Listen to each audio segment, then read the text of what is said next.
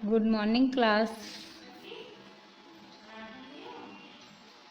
हमारा चैप्टर चल रहा था ड्रग एंड कॉस्मेटिक एक्ट्स, जिसमें हमने शेड्यूल्स पढ़ रहे थे। फिर अब हम पढ़ेंगे उसको, उसी का लेबलिंग पढ़ रहे थे लास्ट, है ना।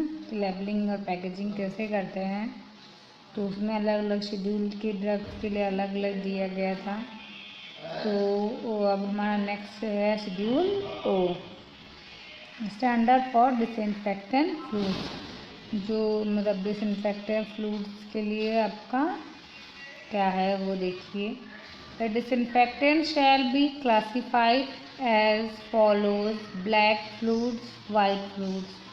जो डिसइंफेक्टेंट होता है वो दो तरह से बोला जाता है, एक ब्लैक फ्लूइड और एक वाइट फ्लूइड। ब्लैक फ्लूइड क्या होते हैं? These shall be homogenous dark brown solution of coal tar acid or similar acid derived from petroleum with or without hydrocarbon or other phenolic compounds and their derivatives and a suitable emulsifier। कहने का मतलब ये है कि ये homogeneous dark brown solution होते हैं कोल तार के, है ना, जो कि क्या होंगे, ड्राइव्ड होंगे पेट्रोलियम से बिना किसी हाइड्रोकार्बन के या फिनॉलिक कंपाउंड के। ठीक है, तो ये क्या होते हैं? डेरिवेटिव्स होते हैं और इमल्सिफायर होते हैं। तो पॉइंट देंगे ब्लैक फ्लूइड कौन से हैं? ब्लैक फ्लूइड जो होंगे वो डार्क ब्राउन सोल्यूशन होते हैं, पहला पॉइंट। दूसरा एक कोल तार एसिड्स होते हैं और सिमिलर एसिड की तरह ही होते हैं। तीसरा पॉइंट ये पेट्रोलियम होते हैं, ठीक है। चौथा ये हाइड्रोकार्बन के साथ, ये बिना हाइड्रोकार्बन के होते हैं, ठीक है। ये फिनॉलिक कंपाउंड्स हो सकते हैं, है ना। और क्या है? ये डेरिवेटिव होते हैं, सुटेबल इमल्सिफायर होते हैं, ठीक है। तो फर्स्ट पॉइंट फिर से बोल रही हूँ, लिखिए। ब्लैक फ्लूइड्स क्या होते हैं? ये डार्क ब्राउन कलर के होते हैं, ये पेट्रोलियम होते हैं, ये कोल तार एसिड या सिमिलर एसिड की तरह ही होते हैं, ये हाइड्रोकार्बन के साथ या बिना हाइड्रोकार्बन के होते हैं, ठीक है। नेक्स्ट पॉइंट है ये फिनॉलिक कंपाउंड्स हैं, एंड देन ये डेरिवेटिव या सुटेबल इमल्सिफायर्स होते हैं। वाइट फ्लूइड क्या है? वाइट फ्लूइड जो होंगे, these shall be finally dispersed homogeneous white और to off white emulsion consisting of coal tar acid and similar acid derived from petroleum with or without hydrocarbon, other phenolic compounds and their derivatives। देखिए, black और white दोनों same ही है, बस ये फ़र्क है इसमें कि वो डार्क ब्राउन कलर के होते हैं और ये वाइट फ्लूइड होते हैं। उसमें भी हाइड्रोकार्बन के साथ हो सकते हैं, बिना हाइड्रोकार्बन के भी हाइड्रोकार्बन के साथ होते हैं, बिना हाइड्रोकार्बन के भी हो सकते हैं। कोल तार एसिड्स होते हैं, वो कोल तार एसिड्स ये भी होते हैं, ये सिमिलर एसिड्स होते हैं, वो भी सिमिलर एसिड की तरह ही होते हैं। ये फिनॉलिक कंपाउंड से वो फिनॉलिक कंपाउंड ही हैं या उनके डेरिवेटिव्स हो सकते हैं, ठीक है। दूसरी चीज़, इमल्सिफायर जो होते हैं वो ब्लैक वाले इमल्सिफायर हो सकते हैं, वाइट वाले इमल्सिफायर का देखिए पॉइंट्स में नहीं दिया गया है ना।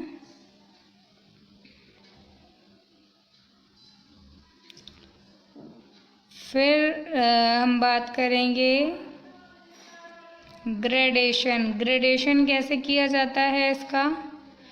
Each of the above class of disinfectant fluid shall be graded on the basis of minimum requirement in respect of Rideal, Walker, coefficient as follow, जैसे कि ये दिया गया है ना, तो ये आपका एक राइडल वॉल्कर थे, ठीक है, उनके द्वारा बताया गया था 18, 10 और 5, मतलब इतने में हो सकता है, तो 18 होगा, 10 होगा या 5 होगा, इस रेंज में ये आएगा, ठीक है। इसका कोफिशिएंट ये होगा। बताया था ग्रेडेशन मतलब ग्रेड करना, जो घिसना होता है, कहने का मतलब देख लीजिए आप, ठीक है। तो जो हर एक क्लास का डिसइंफेक्टेंट फ्लूइड होता है वो ग्रेड होता है, किसका, उसका सबका अपना ग्रेड दिया गया है ना। ग्रेड अपना अपना होता है ना कि ए ग्रेड, बी ग्रेड वाला ग्रेड है ना। तो जो फर्स्ट ग्रेड में होते हैं उनका 18 कोफिशिएंट हो सकता है, जो सेकंड ग्रेड के होते हैं उनका 10 हो सकता है, जो थर्ड ग्रेड के होते हैं उनका 5 हो सकता है कोफिशिएंट। टाइप कौन कौन से टाइप के होते हैं, देखिए टाइप जो होते हैं, each of above grades of disinfectant fluid shall be suitable in the range of temperature indicated against each type. मतलब ये अलग अलग टाइप के हो सकते हैं, कौन कौन से, देखिए टाइप में हैं 15 डिग्री सेंटीग्रेड से 45 डिग्री सेंटीग्रेड तक नॉर्मल रेंज है, और विंटर में इनका 5 डिग्री सेंटीग्रेड से 30 डिग्री सेंटीग्रेड तक हो सकता है।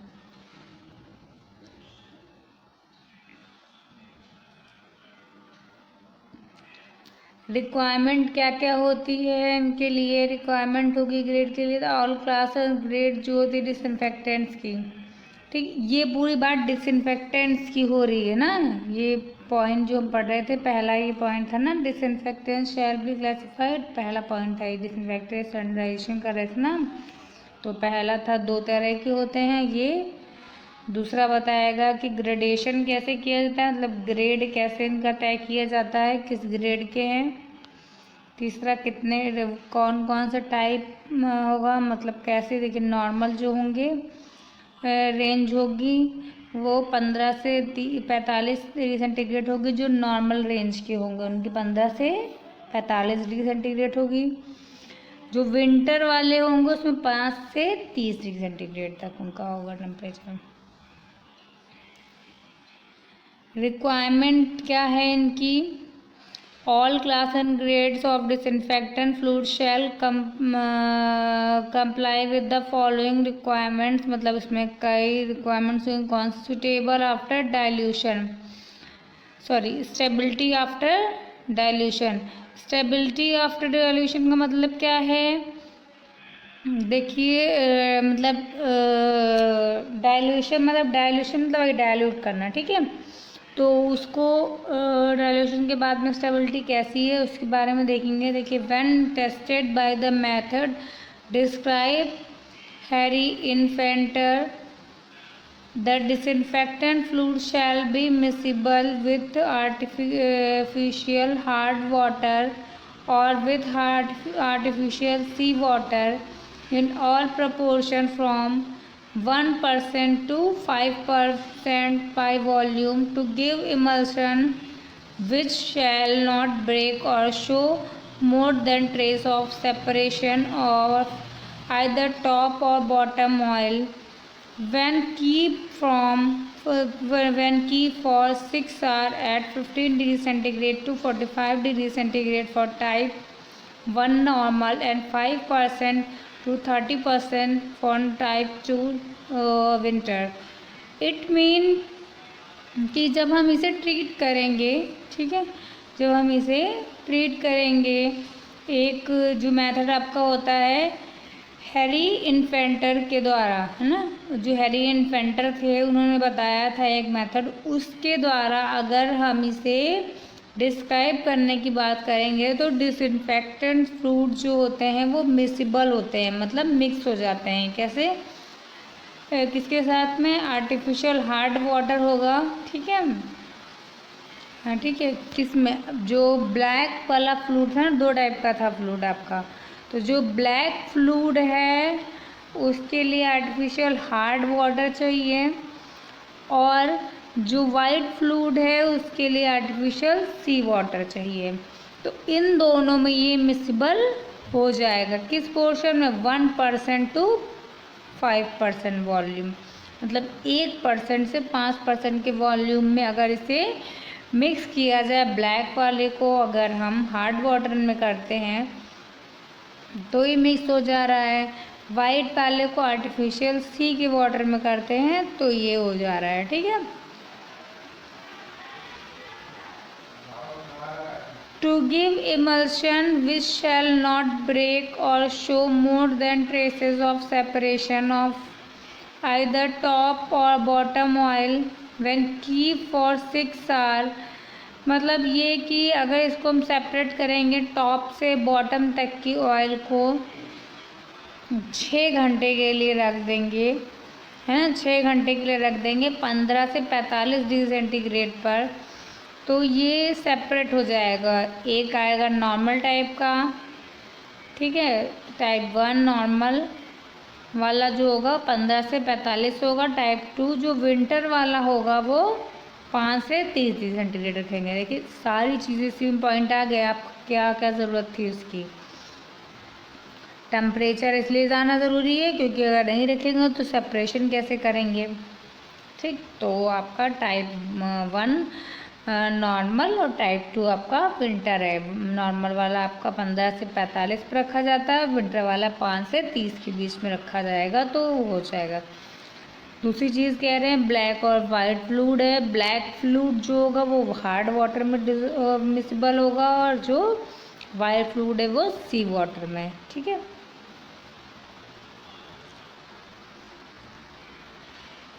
जर्मिसाइडल वैल्यू, जर्मिसाइडल वैल्यू मतलब जर्म।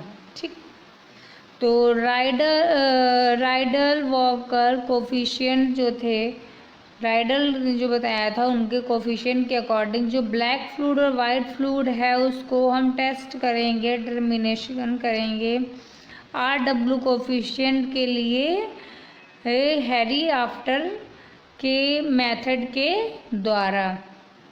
जो जर्मिसाइडल वाई वैल्यू है उसको निकालने के लिए हम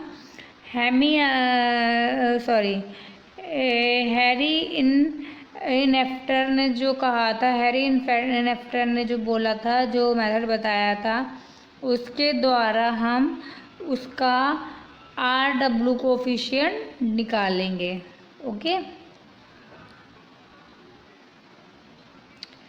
स्टोरेज कैसे करेंगे? स्टोरेज डिसइंफेक्टेंट फ्लूइड जो होंगे उनको सभी क्लास होगी उसको स्टोर करने के लिए मिडल स्टील में रखा जाएगा, है ना, टीन में रखा जाएगा या किसी सूटेबल कंटेनर में उसे रखा जाएगा।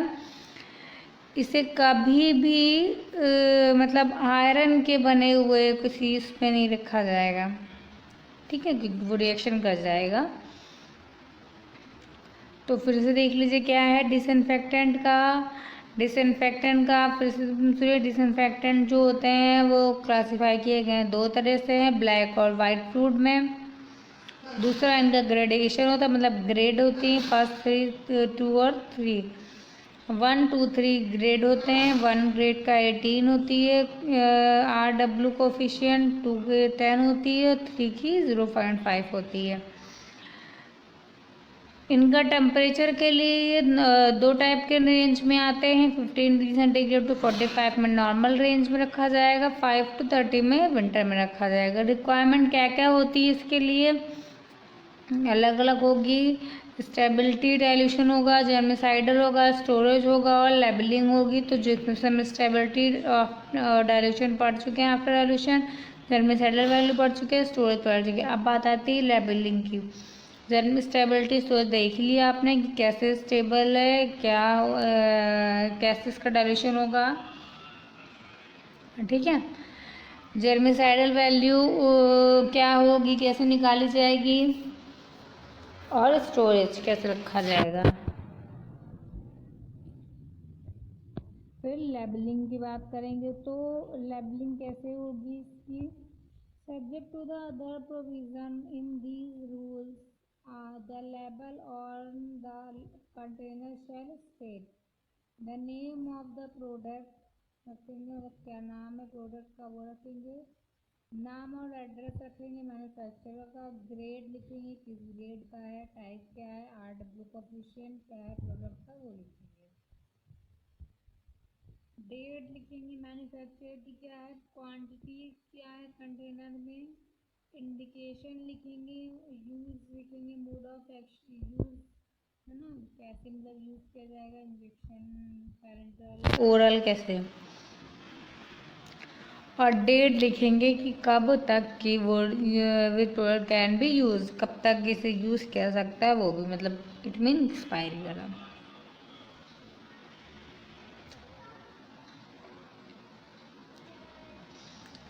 ठीक है, तो ये होगा डिसइंफेक्टेंट की बात।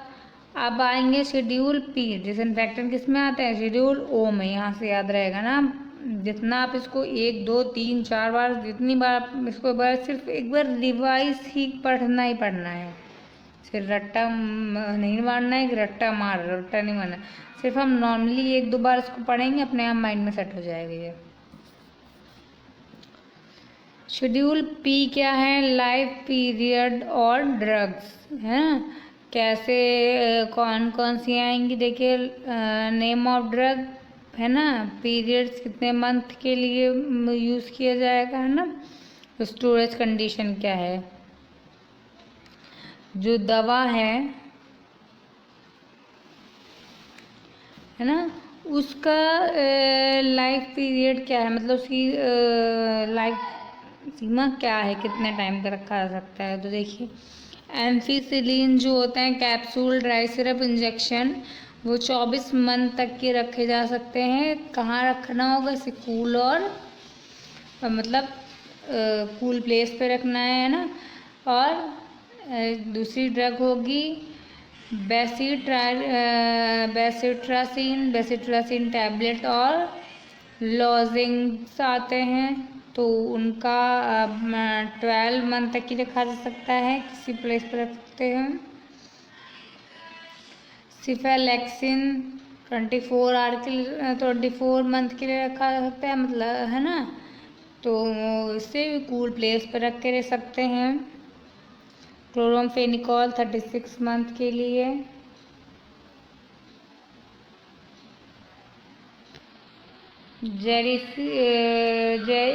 जेरियोफ्लोविन 36 मंथ के लिए, रिफेम्पिसिन 4 मंथ के लिए, इंसुलिन 24 मंथ के लिए।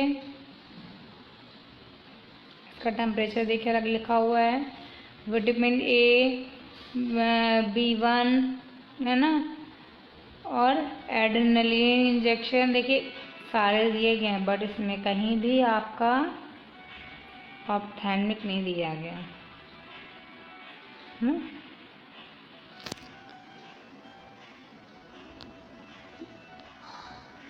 ये देखिए कहीं भी ऑप्थेल्मिक नहीं, टैबलेट सिरप इंजेक्शन है। ऑप्थेल्मिक का मतलब आई ड्रॉप्स वगैरह, क्योंकि मैंने बताया था ना कि वो ओपन करने के 3 दिन तक ही वो बेस्ट होती हैं। ठीक है, ये इसमें लिखी होती है डेट काफ़ी टाइम की, तो वो इसलिए डेट लिखी होती है कि वो बंद डिब्बी उतने टाइम तक की यूज़ की जा सकती है, बट ओपन होने के बाद 3 दिन ही उसका टाइम पीरियड होता है।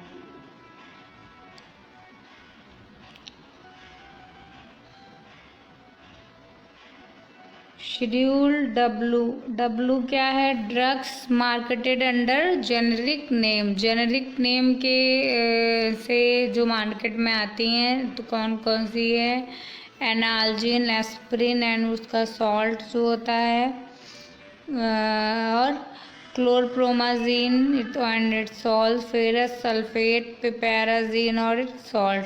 तो शेड्यूल डब्ल्यू में वो आती हैं जो जेनेरिक नेम से मार्केट में अवेलेबल है, मतलब उनका कोई ब्रांड नेम की ज़रूरत नहीं है, वो जेनेरिक नेम से भी मार्केट में अवेलेबल है।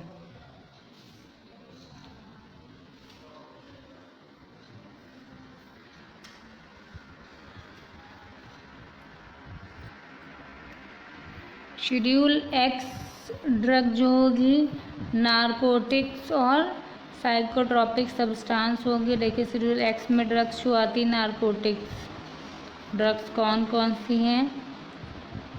Amobarbital, amphetamine, methyl फेनिडेट, बार्बिटल, methyl phenobarbital, साइक्लोबार्बिटल, फेंटोबार्बिटल, डेक्स एम्फेटामिन, ये देखिए ये आपने CNS स्टूडेंट में केमिस्ट्री में पढ़ा है, ठीक है। साइक्लोबार्बिटल, फिनोबार्बिटल, डेक्सएम्फेटामिन, फेनसाइक्लिडीन, एथक्लोवाइनोल,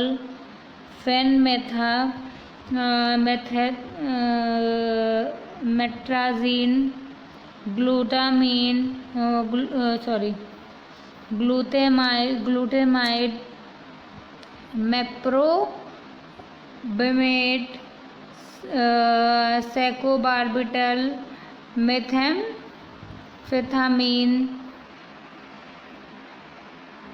तो जो इतनी ड्रग्स हैं आप सोच रहे होंगे कि ये सारी की सारी कैसे हम याद करेंगे, टफ है। तो ये सारी नहीं याद करनी है आपको, ओके। 8 या 9 ड्रग्स आप इसमें से याद कर लो, ठीक है। जो इजी लगे, जो आपकी कॉमन है, जैसे कि आप वहाँ पे पढ़ोगे डेक्सएम्फेटामिन पढ़ रहे हो, वहाँ पे पढ़ोगे CNS स्टिमुलेंट में, केमिस्ट्री में, है ना। और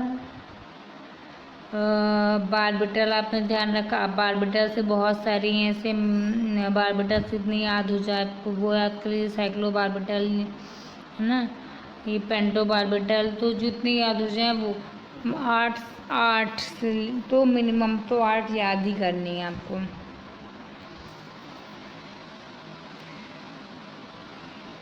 लिस्ट ऑफ परमिटेड कलर्स, कौन कौन से कलर्स परमिट किए गए हैं, ठीक है। मतलब कलर का मतलब ये नहीं कि रेड येलो ब्लू, मतलब कलर के लिए जो ड्रग्स जो चीज़ यूज़ की जाती हैं वो नेचुरली कलर्स यूज़ किए जाते हैं वो। तो जो नेचुरल कलर्स आते हैं वो कौन कैसे यूज़ किए जाते हैं? एनाटो आता है, उसमें वो कलर के लिए यूज़ किया जाता है। Carotene, red oxide of iron, titanium dioxide, cochineal, chlorophyll और येलो ऑक्साइड ऑफ आयरन। तो कोई भी 3-4 याद कर लेंगे आप। नेचुरल कलर्स की 3-4 ये हो गया, आर्टिफिशियल कलर ये हैं, कोल तार के कलर ऐसे होते हैं। तो इनमें से कोई भी सब सारे के सारे में से 3-4 कम से कम याद लिखिए। आर्टिफिशियल में आपका आता है, जो आर्टिफिशियली बनाए जाते हैं वो कैरामेल है ना, कैरामेल का कलर आता है। रिबोफ्लेविन। कोल तार के कलर आते हैं ग्रीन कलर, किसकी वजह से होता है आपका? क्विनाज़ेरिन ग्रीन एसेस है ना। येलो हो गया टार्ट्राजीन या सनसेट येलो है ना। रेड किससे हो गया? एरिथ्रोसिन या Sudan 3। Blue indigo, carmine, violet, alizurol, purple, orange, brown है resorcin brown, black, naphthol, blue black. तो इसमें से ऐसे ही ये नहीं सारे याद करने, जो भी आपको इजी याद हो जाते हैं एक है ना, वही आपको केवल पढ़ने हैं। 4 याद कर लीजिए, इसमें से कोई भी।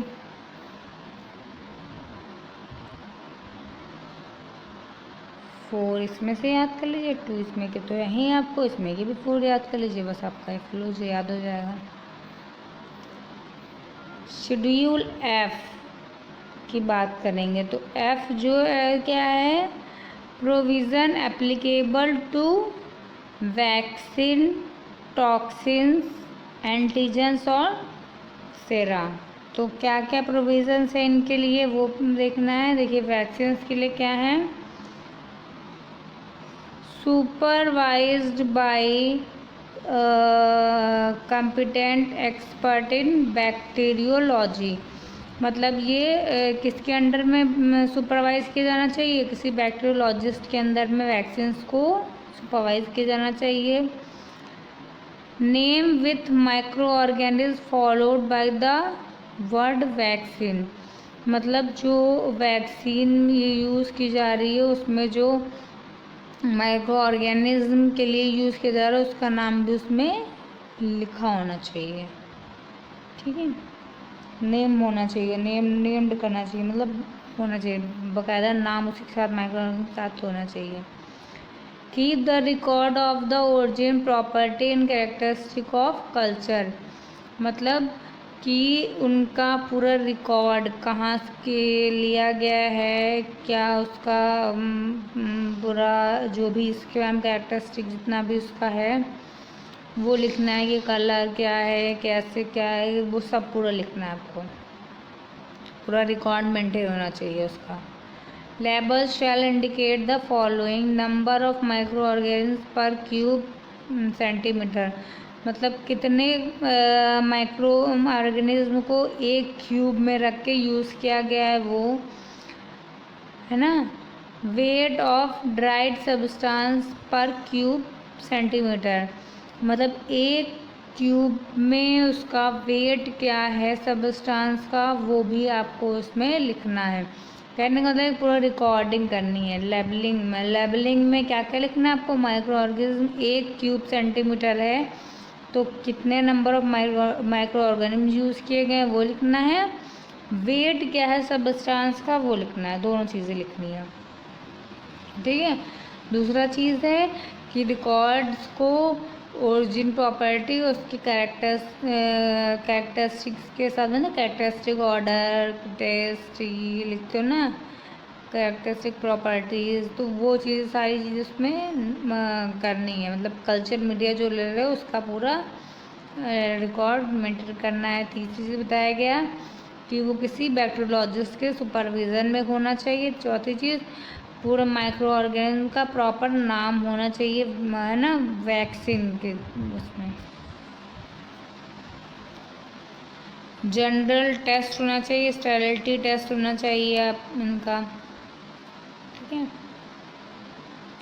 ये हो गई वैक्सीन की बात। अब टॉक्सिन्स का कैसे होगा, टॉक्सिन्स का क्या है, label should clearly indicate shake test toxin. ठीक है, जो लेबल है वो प्रॉपर शेक टेस्ट टॉक्सिन को इंडिकेट करना चाहिए। अनडाइल्यूट या डाइल्यूट सिक कंट्रोलर होना चाहिए। पोटेंसी टेस्ट होना चाहिए, स्टेरिलिटी टेस्ट होना चाहिए, टॉक्सिक टेस्ट होना चाहिए। मतलब ये सारे यहाँ टेस्ट के बारे में ही लिखा हुआ है। ठीक है, जो लेबल है वो शिक टेस्ट टॉक्सिन होना चाहिए। डाइल्यूट या अनडाइल्यूट है तो सिक कंट्रोल होना चाहिए। पोटेंसी टेस्ट होना चाहिए, स्टेरिलिटी टेस्ट होना चाहिए और टॉक्सिन टेस्ट होना चाहिए।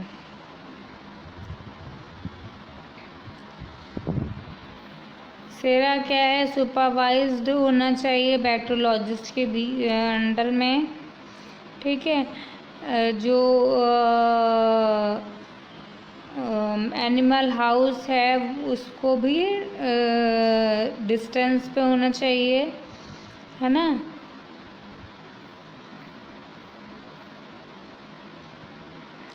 स्टेरिलाइजर्स को प्रोवाइड करना चाहिए। ठीक है, स्टेरिलाइजर्स को प्रोवाइड करना चाहिए।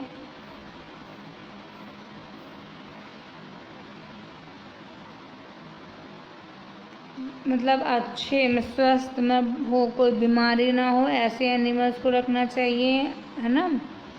लेबल होना चाहिए, प्रॉपर नेम होना चाहिए, जैसे कि एंटी मैनिया गो कॉकस सीरम, तो ऐसे करके पूरा नाम होना चाहिए। नहीं, ये भी लिखते हो, कोई बात नहीं है, इसको भाई हटा दीजिए। लेबलिंग होनी चाहिए प्रॉपर नेम की, ठीक है। Amount expressed in cube centre, कितना अमाउंट एक क्यूब में रखा गया है, ठीक है, उसको बताना चाहिए। कौन सा कल्चर यूज़ किया गया है वो बताना चाहिए। मेंटेन द क्वांटिटी और स्ट्रेंथ, स्ट्रेंथ क्या है, क्वांटिटी क्या है, उसको मेंटेन करना चाहिए। और स्टैंडर्डाइजेशन करना चाहिए। देखिए सेरा का वैक्सीन का मोस्टली चीज़ें सेम होंगी, ये दोनों ही पैरेंटली यूज़ होते हैं। मैनर ऑफ लेबलिंग, लेबलिंग क्या क्या तरीका है, वो है subject to the other provisions of these rules the following particular shall be either printed और written in indelible ink and shall appear in a conspicuous manner on the label of the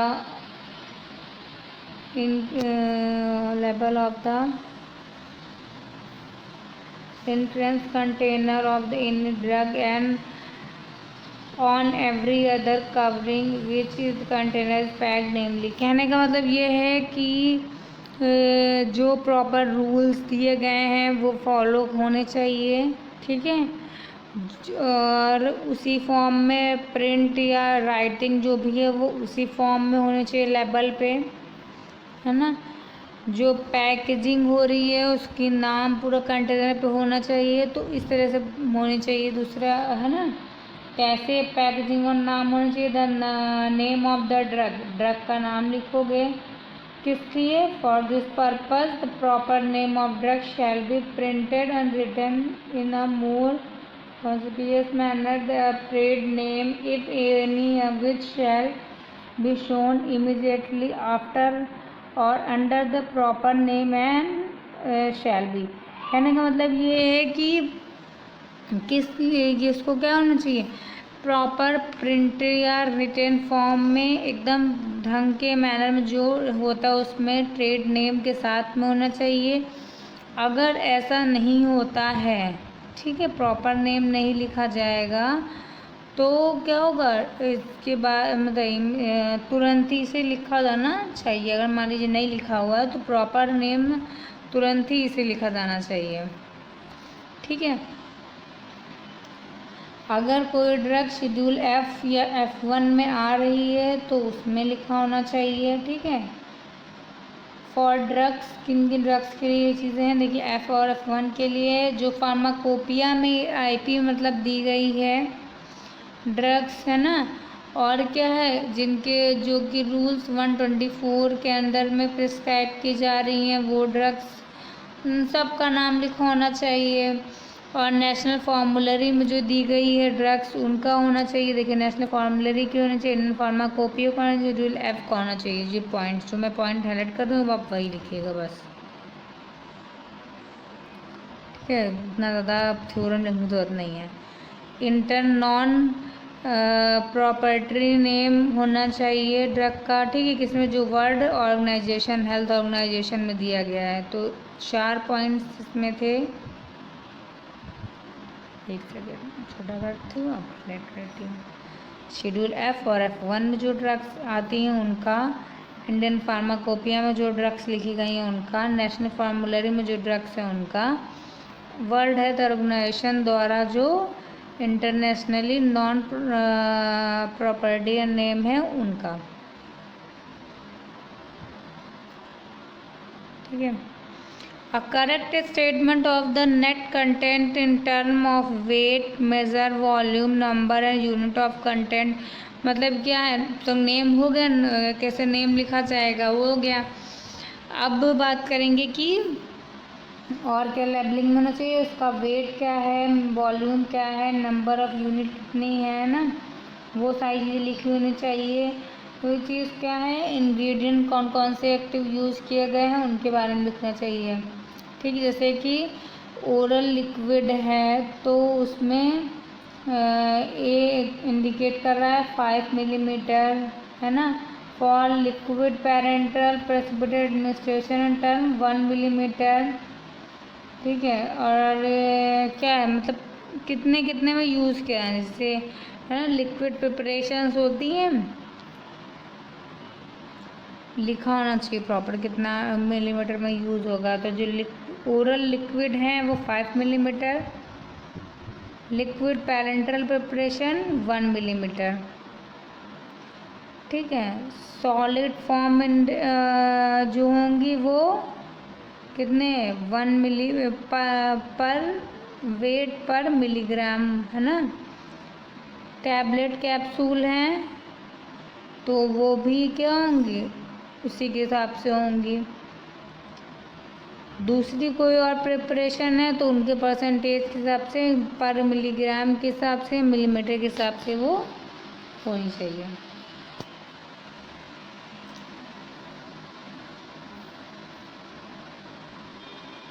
नहीं है ये बस, अगर ये point आप इतना नहीं भी लिख रहे हो तो वो नहीं है, इतना लिखो कि